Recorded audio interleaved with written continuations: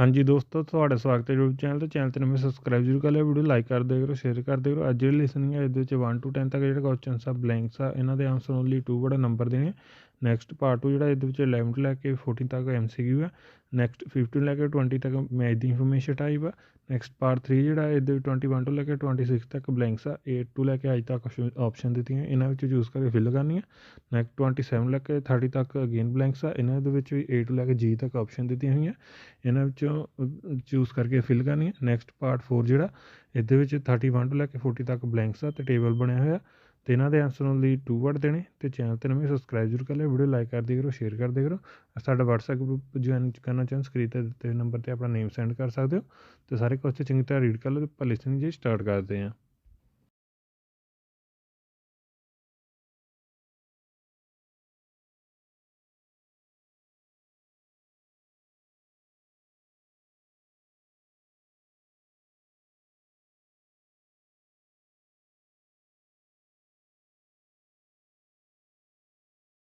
Part 1.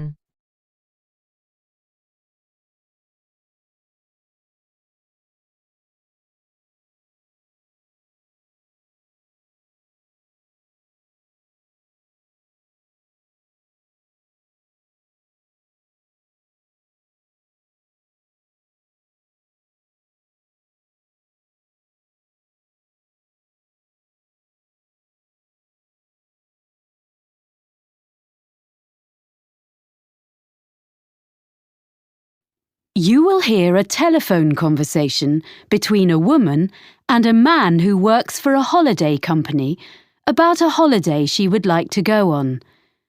First, you have some time to look at questions 1 to 6. Pause the recording for 30 seconds.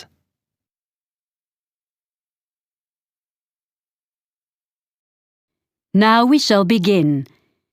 You should answer the questions as you listen because you will not hear the recording a second time.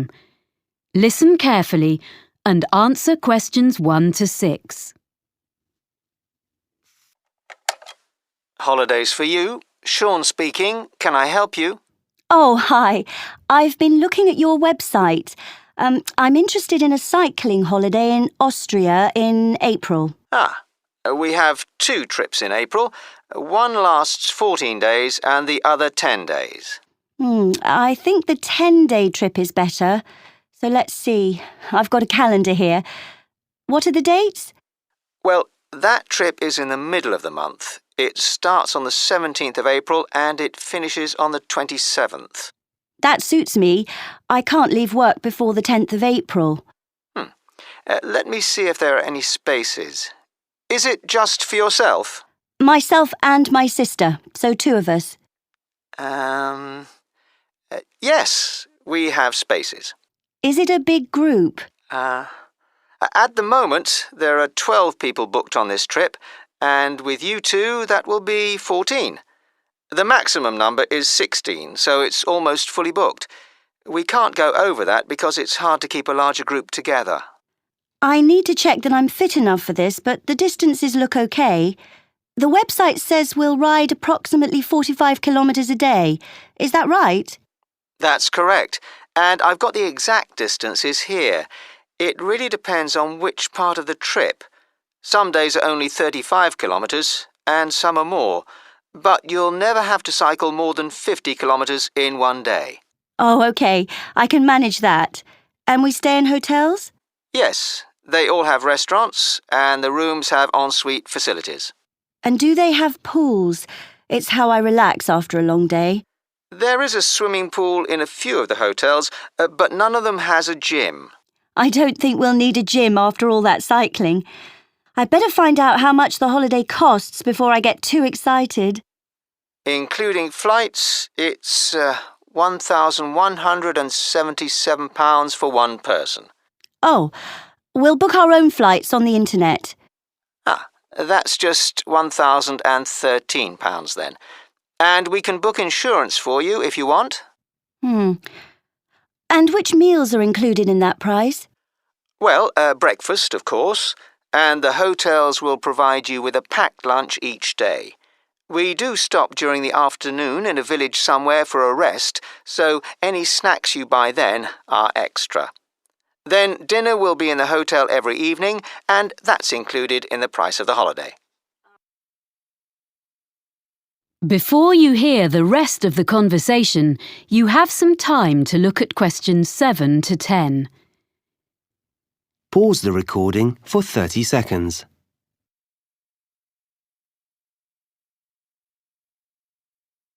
Now listen and answer questions 7 to 10. And you provide the bicycles, of course. What else? A lock and a bell come with the bike, as well as lights, although you shouldn't need to cycle in the dark. There's a small bag, or pannier, on the front of the bike, where you can put the things you want to take with you during the day, like water or fruit. But we won't allow you to cycle unless you bring a helmet. We don't provide these locally because, like walking boots on a walking holiday, it's really important it fits properly. OK. If there's any special gear you need for your holiday, we recommend a particular website, and you can get a discount by quoting your booking reference. Great. What is it? It's www.ballantine.com. That's all one word, and I'll spell it for you. www.ballantine.com. Good. I've got that down. I've been looking at your website while we've been talking. I see we cycle along the River Danube. Yes, it's one of Europe's most well-known areas for cycling. It looks fascinating. Lots of beautiful countryside and things to see. I should warn you that we do reserve the right to make some alterations to the route if the weather is bad. Some of the tracks sometimes get very muddy. OK. Well, hopefully it won't rain too much. I know we stop in towns and villages, but do we get a chance to look around? Because I'm really interested in history.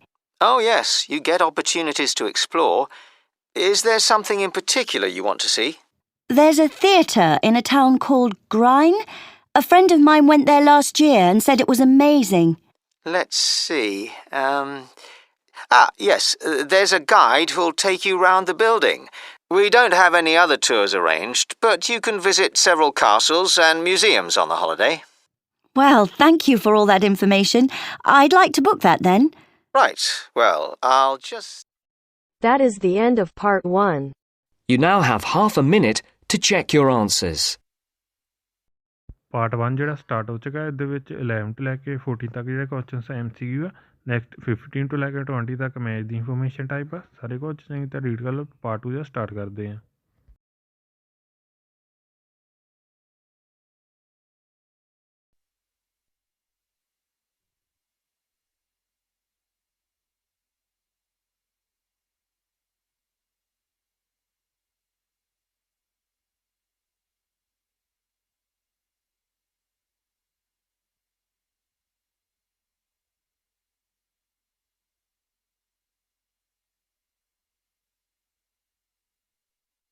Now turns to part 2.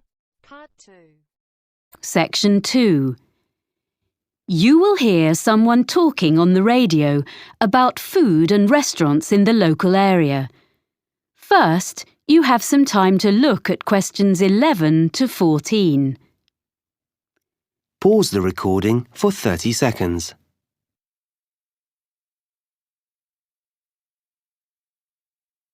Now listen and answer questions 11 to 14. And now we have our Know Your Town section, where we look at what's on offer in our area. Today, John Munro is going to tell us about local food and eating out. John. Well, most of us buy our food in supermarkets these days, but we're very lucky having a wonderful market here. It was originally on the piece of land in front of the cathedral, but at the beginning of the 20th century, it was moved to a site by the river. When the new shopping centre was built in the 1960s, It found a home beneath the multi-storey car park, where it still is, but there are plans to move it back to its previous home by the river. The market is now open 6 days a week.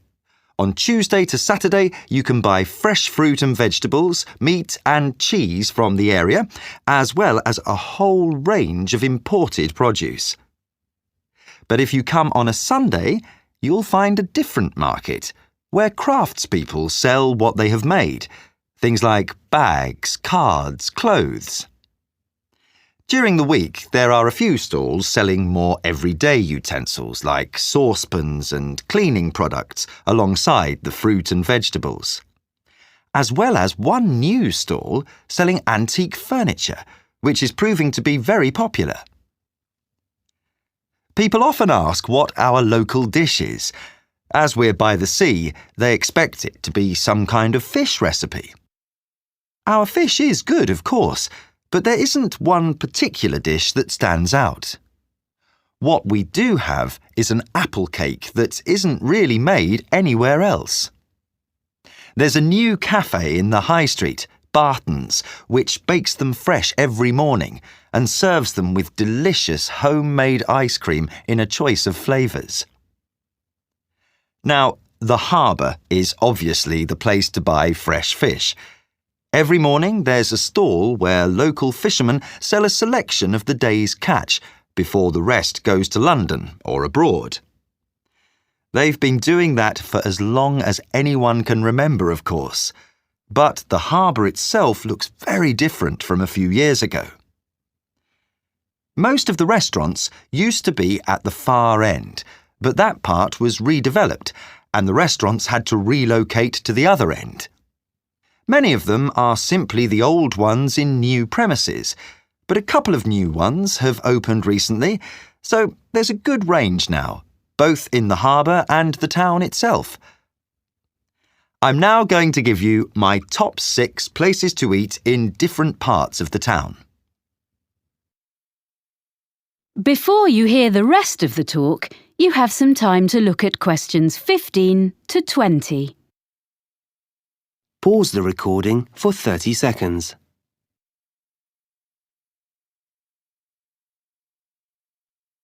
Now listen and answer questions 15 to 20.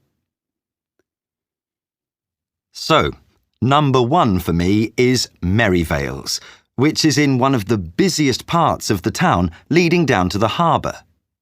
It's in a side street, so it doesn't look out over the water, but it's very close, so you can take a walk after your meal and find one of the cafes with live music. At Merivale's, you can enjoy delicious fresh fish and seafood. The friendly staff offer very attentive service and a really enjoyable evening. The Lobster Pot is on the main road going down to the harbour, so it also misses out on the sea view, but the food makes up for that. It serves a huge range of fish and seafood, as well as vegetarian and meat dishes, so there's something for everyone. Prices are from mid-range to fairly expensive, so it's really only for a special occasion. Ielts is in the city centre and is a very upmarket restaurant in the evening, but during the day it serves lunch and coffee. It's on the 20th floor above some offices, and it's a great place to sit for a while, as you can see most of the city spread out from there. It does get very busy though, and you may have to wait to be served. Not far from the city centre is the Cabin, which is on the canal bank. You can't park your car there. It's a 15-minute walk from the nearest car park, but it's very peaceful. A good place to relax away from the traffic. It's not cheap, but it's an ideal place for a long lunch. The Olive Tree is a family-run restaurant in the city centre offering beautifully prepared Greek dishes. It's well known locally and very popular. Service can be slow when it's busy, as all the food is freshly made. There's plenty of room, and on Friday and Saturday nights, the wooden floors resound with live music and dancing, which is certainly worth going for. The last place I want to recommend has only just opened in a converted school building. The old school restaurant has been very cleverly renovated. The use of mirrors, plants and the colours on the walls makes you feel as though you're in a large garden instead of the city centre. There are only a few dishes on the menu, but they change every day. So, Tanya, That is the end of part 2. You now have half a minute to check your answers. Part 3 ਜਿਹੜਾ start ਹੋ ਚੁੱਕਾ ਇਹਦੇ ਵਿੱਚ 21 ਤੋਂ ਲੈ ਕੇ 26 ਤੱਕ ਦੇ questions ਆ ਬਲੈਂਕਸ ਆ ਇਹਨਾਂ ਦੇ ਆਨਸਰ ਜਿਹੜੇ A ਤੋਂ ਲੈ ਕੇ I ਤੱਕ ਆਪਸ਼ਨ ਦਿੱਤੀ ਗਈਆਂ ਇਹਨਾਂ ਚੂਜ਼ ਕਰਕੇ ਫਿਲ ਕਰਨੇ ਸਾਰੇ ਕੁਐਸਚਨ ਤੇ ਰੀਡ ਕਰ ਲਓ ਪਾਰਟ 3 ਦਾ ਸਟਾਰਟ ਕਰਦੇ ਹਾਂ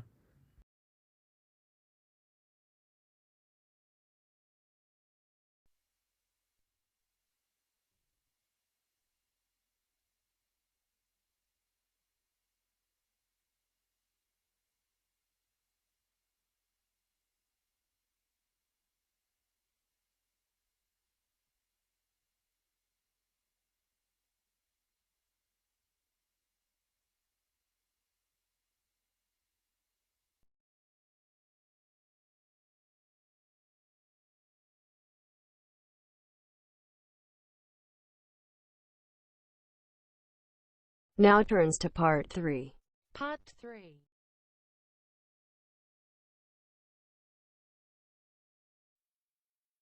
You will hear 3 students on a media studies course talking about a film they are planning to make. First, you have some time to look at questions 21 to 26.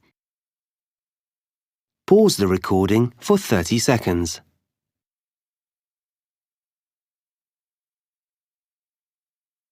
Now listen carefully and answer questions 21 to 26. Hi, Mike. Hi, Razor. This is Helen. Hello. We're really pleased you've agreed to join us on this film project. Yes, your experience is going to be so useful. Well, I hope so. It's the technical side I know best. Lighting, sound and stuff. But you think the script is okay? Yes, I think it's great. Have you decided where you're going to shoot? Well, there's the watermill scene at the end, and we've thought about some locations in town we can use. They're behind the shopping mall and on a couple of residential streets, and in an empty shop on campus. It means we don't have to worry about getting permission from a shop owner. So, do you think we should go to all the locations with you? It would be a good idea. We need to talk about the levels of background noise so we know they're all going to be reasonable places to film. But the sounds of traffic will make it more natural. I think Razor means things like aeroplanes, trains and so on that would mean we have to stop filming. Exactly. And also, I'll make notes for myself about what lighting I'm going to need. I think the university department has a good range of equipment, but I'll need to make a list for each location for my own reference. Anyway, once we've had a look round, you can do the roadworks check. What do you mean? You need to find out about building work or roadworks, because you could start filming one day and come back in the morning to find one of the roads has been dug up. The local council have to be informed about things like that, so you can find out from them. OK. Then I think we need to work from the script and put together a list of all the scenes and decide which ones we're going to film when. We need to prepare the shooting schedule day by day. You're right. Then, when you know how long filming is going to last, you can tell everyone when they're needed. OK, so as soon as we can, we'll audition, and then when we contact people to offer them parts, we can send the exact dates and make really sure they're free. Because often the actors are all enthusiastic, but then when you try to pin them down about whether they're really free at that time, you find they've got exams or something, or they're off to a festival just before, and you have to rush about looking for replacements. Then we need people who can take over the main parts if one of our stars falls ill or something. Yes, I agree. So offer the main parts to the people we really want, and then look at other volunteers who were okay.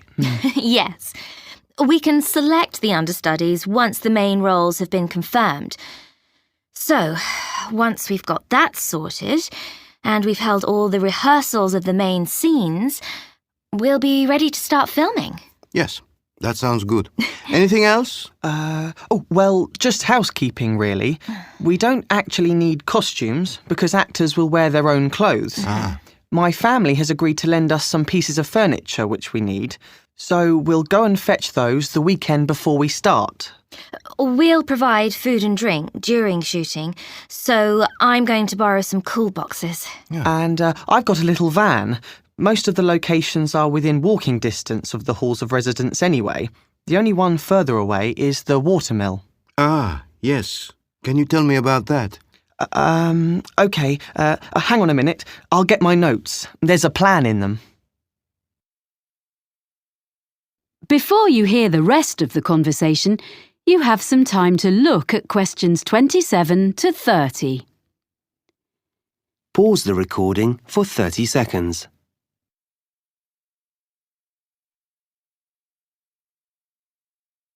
Now listen and answer questions 27 to 30. Here's the mill. You see, basically you have a vertical water wheel which was used to power the grinding stones. It sounds really interesting. Will we film inside?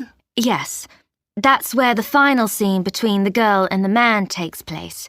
Our plan is to fix one camera outside by the window next to the door to film through the window, and then have another handheld camera inside the mill.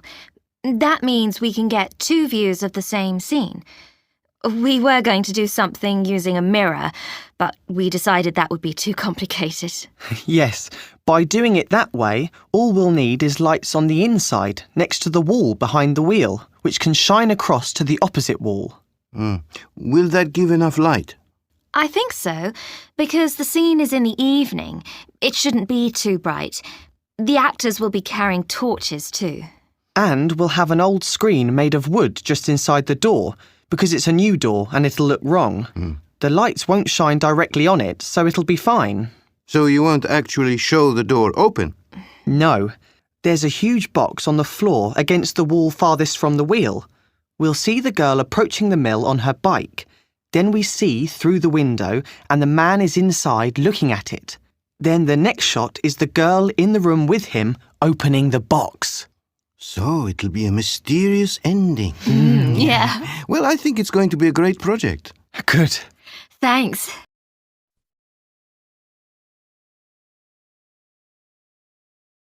That is the end of part 3. You now have half a minute to check your answers.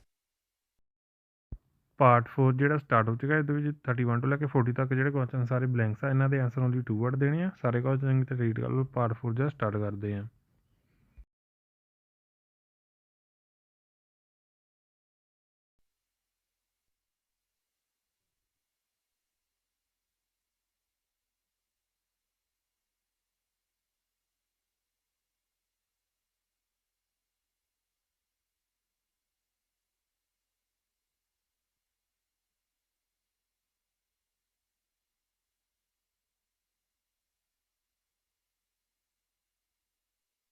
Now turns to part 4.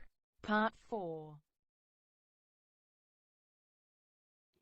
You will hear part of a lecture about exotic pests given as the introduction to a course on ecology and environment. First, you have some time to look at questions 31 to 40. Pause the recording for 1 minute.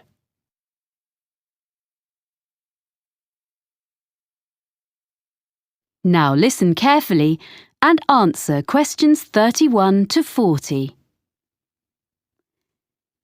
Good afternoon.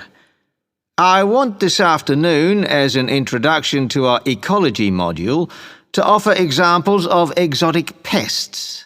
non-native animals or plants which are, or may be, causing problems, which might prove a fruitful topic for seminar papers later in the term.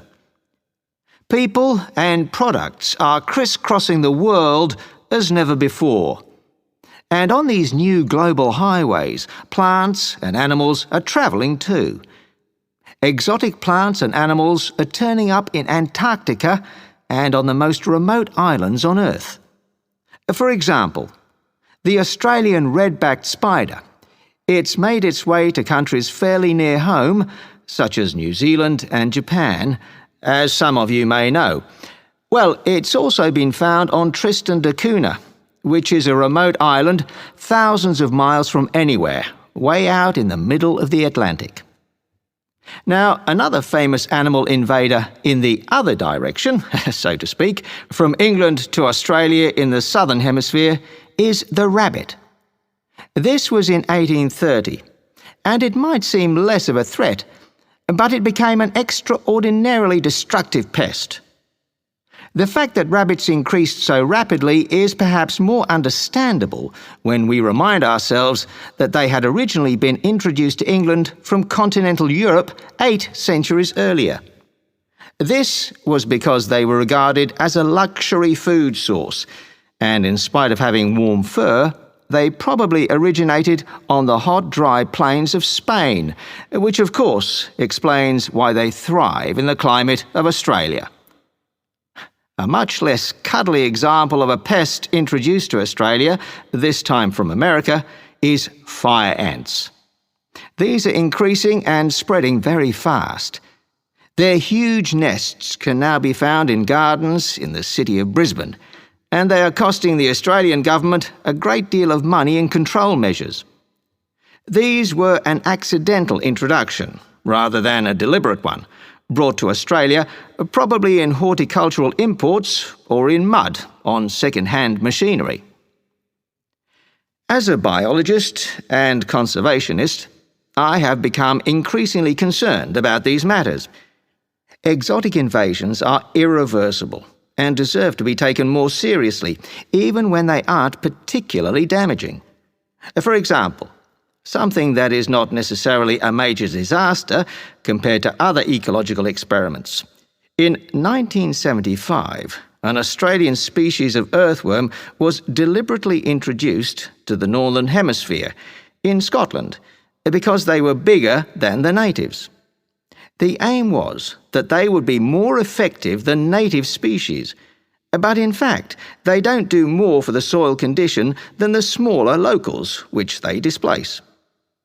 Although they don't do a lot of harm, as far as we know up to now, this will probably prove to have been a mistake. A much more serious case, also in Scotland, as well as other countries, along with the latest victim, Iceland, is the New Zealand flatworm. This is a most unwelcome newcomer in these regions of northwest Europe. Basically, this flatworm came into these countries by accident. It's now been realised that it was actually carried in the plant pots containing exotic ornamental shrubs and so on, and as it eats local earthworms and doesn't benefit the local ecology in any way, it is a real pest.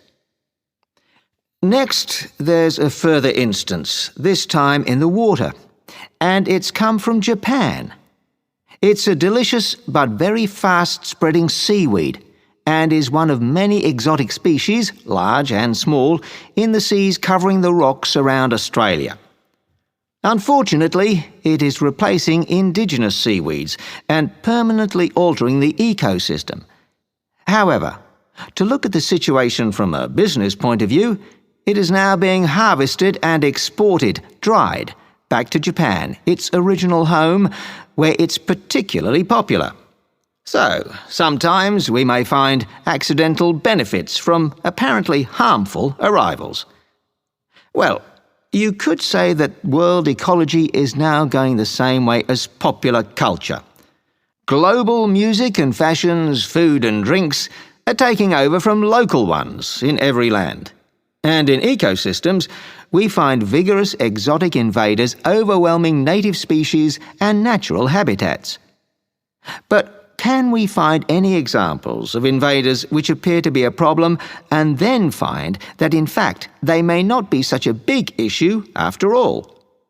We might take as an example a native of Australia, the budgerigar, the most common pet parrot in the world, of course.